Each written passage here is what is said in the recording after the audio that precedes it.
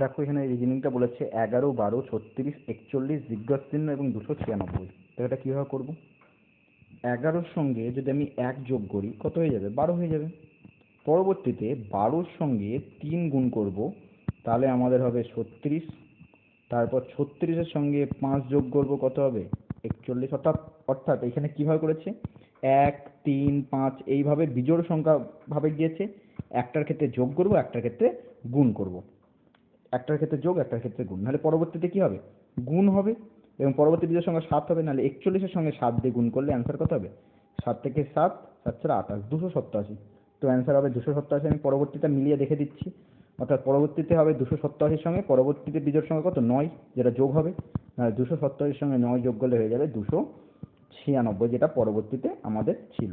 296 আমাদের লাস্টের সংখ্যাটা ছিল, অর্থাৎ আমাদের একেবারে সঠিক হয়েছে। অ্যান্সার হয়ে যাবে অপশন নাম্বার বি।